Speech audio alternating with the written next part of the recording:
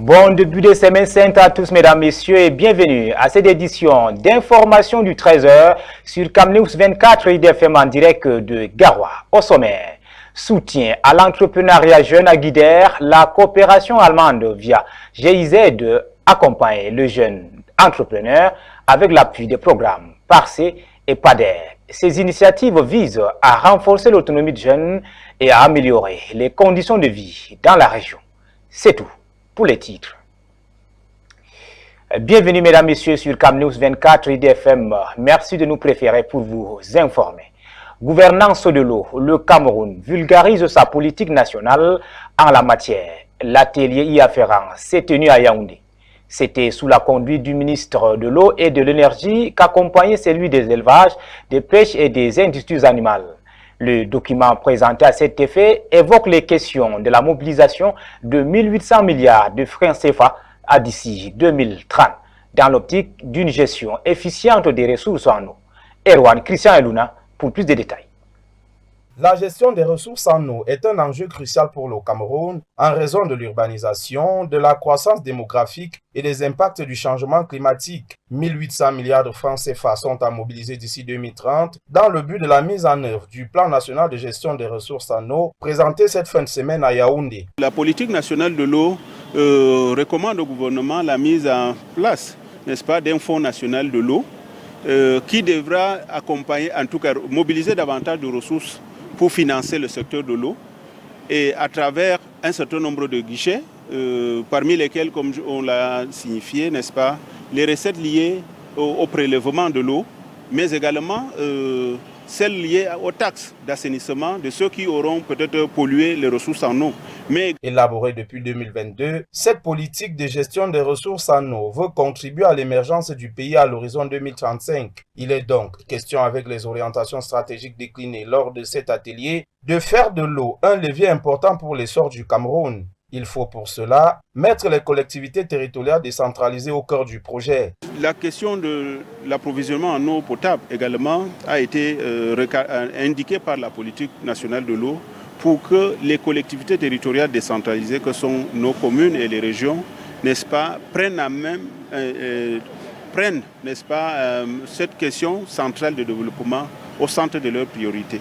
Il faut cependant se rendre à l'évidence de la non-maîtrise des aspects techniques liés à la gestion des ressources en eau et à l'assainissement en milieu rural, d'où la recommandation par cette politique de la création d'une agence dédiée à cette cause. Il y a des soucis jusqu'alors au niveau de l'approvisionnement en eau potable et d'assainissement, notamment en milieu rural, qui n'a pas d'acteurs ou d'opérateurs actifs, et d'où la recommandation de la politique de penser à une agence, n'est-ce pas, qui devrait s'occuper essentiellement de ce secteur rural-là pour accompagner les communes dans la conception des projets, dans la mise en œuvre des projets, mais également dans leur suivi. L'objectif de cette politique de la gestion des ressources en eau et de l'assainissement est donc de garantir l'accès à l'eau potable pour tous au Cameroun à l'horizon 2035. Nous vous le disions en titre, mesdames, messieurs, à Guidère, chef du département du Mayo-Loti, la coopération allemande à travers la GIZ apporte un soutien précieux aux jeunes entrepreneurs grâce au projet d'appui à la résilience socio-économique PARSE et au programme d'appui au développement des emplois ruraux PADER. Ces initiatives renforcent l'autonomie des jeunes et améliorent les conditions de vie dans la région. Boubacar Adam. Dans la dynamique de l'autonomisation des jeunes, la coopération allemande, à travers la GIZ, a déployé un soutien significatif à Guidère dans le département de Mayo-Loti. Le projet d'appui à la résilience socio-économique PARSE et le programme d'appui au développement des emplois ruraux PADER offrent une bouffée d'air frais aux jeunes entrepreneurs. Ce 12 avril 2025, plusieurs coopératives ont eu l'honneur de présenter les fruits de ces subventions. Parmi elles, la coopérative des jeunes producteurs de poulet à Sanguéré-Guidère et la coopérative Escop Kosam Bodam dédiée aux jeunes transformateurs de lait au quartier Kaigama. Au-delà du secteur agro-pastoral, ces initiatives s'inscrivent dans une démarche globale de promotion de la paix, du vivre ensemble et de protection de l'environnement. Grâce à ces efforts conjugués, les conditions de vie des bénéficiaires se sont sensiblement améliorées. En favorisant l'entrepreneuriat et en renforçant la résilience socio-économique des jeunes, ces projets dessinent un avenir promoteur pour Guider, où chaque initiative contribue à bâtir une communauté plus forte et solidaire. En éducation, l'extrême nord Cameroun va améliorer son offre dans le secteur. Grâce au projet Gouvernance locale et communauté résiliente au prologue, 5 établissements d'enseignement secondaire sortiront de terre dans cette partie du pays à la faveur d'une convention de financement. Ivan Selmoucha Diofo et Slem Kougan. Un peuple bien éduqué est une richesse que l'on gagne. Cet adage sonne aux oreilles des populations de la région de l'extrême nord comme le sifflement du vent dans le désert. C'est qu'il n'est quasiment pas logique de parler d'éducation dans cette région et à plus forte raison de qualité de celle-ci. C'est dans cette veine que le projet Gouvernance locale et communauté résiliente prologue s'inscrit dans le but, justement, de contribuer à la réduction de ce déficit criade. Pour ce faire, une convention de financement a vu le jour le 19 mars 2025 entre le projet et les communautés résilientes de la région de l'extrême nord, représentées par le conseil régional sous le contrôle du ministère de la décentralisation et du développement local. Ce financement va servir à donner un léger coup de pouce à l'éducation dans cette zone à travers la création de 5 établissements d'enseignement secondaire qui seront remis clé en main aux autorités locales dans le cadre de la réalisation des projets de développement locaux dans le domaine de l'éducation. Cette initiative rend compte de l'intérêt manifesté par le Conseil régional de l'extrême nord, soucieux de l'avenir et de la formation éducative des citoyens de sa zone de compétence. En priorité, des projets mis en avant dont le financement est assuré par le prologue à hauteur de 3 milliards de francs CFA. Pour sa première phase se trouve l'éducation que le Conseil régional de l'extrême nord considère comme la clé de voûte de l'avenir, a indiqué le ministère de la décentralisation et du développement local. Il faut rappeler que le prologue ne concerne pas seulement la région de l'extrême nord, mais 6 régions au total, la Damawa, le nord, le nord-ouest, le sud-ouest et l'est Cameroun. Il tire sa légitimité du décret du Premier ministre signé le 25 janvier 2024 pour une durée de 5 ans. À Lagdo, nous restons dans la région du Nord. L'atelier du projet JASPO réunit responsables locaux et experts pour discuter des missions de l'ONG et des démarches nécessaires à son succès. Une initiative prometteuse qui vise à améliorer les conditions de vie des habitants. Zaïdou Amadou et Boubacar Adama.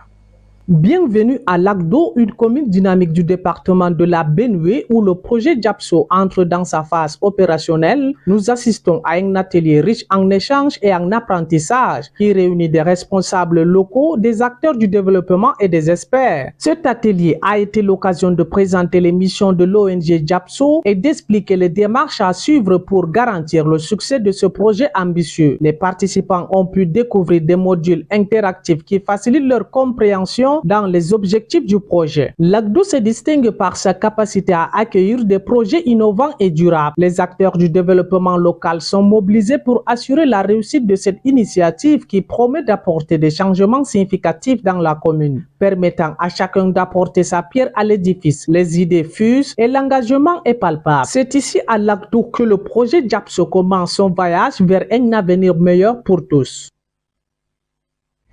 En sport, hué, rayé, insulté et même menacé à cause d'un match. L'international camerounais André Onana est désormais la cible numéro 1 de la presse. Une attitude qui divise le monde du sport tant les performances du gardien de but de Manchester ne sont pas aussi catastrophiques. Ali Jida et Michel Ateba, dans cet élément, donnent la parole à certains journalistes et analystes sportifs. André Onana, désormais la cible privilégiée des médias occidentaux et camerounais après le match nul de Manchester United contre l'Olympique Lyonnais en quart de finale aller de l'Europa League. Je ne comprends pas comment, dans un match, parce qu'il a eu à prendre un début et que l'équipe avait un souci à plus début et que ce soit celui que tout s'abatte. Parce que sur quoi il se serait échauffé, il se serait échangé quelques mots avec un joueur de l'équipe nationale, l'équipe de Lyon, avant le match, à la veille du match. Moi, je trouve que c'est malsain.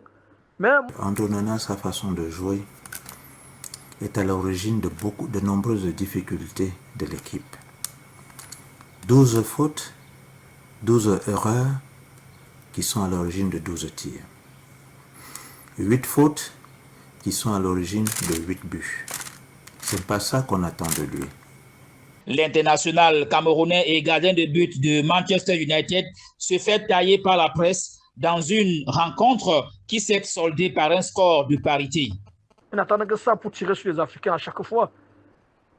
À chaque fois, je vous rappelle que si Samuel Eto'o n'a pas eu le ballon d'or en 2006, par contre, on dit qu'il n'était pas à la Coupe du Monde.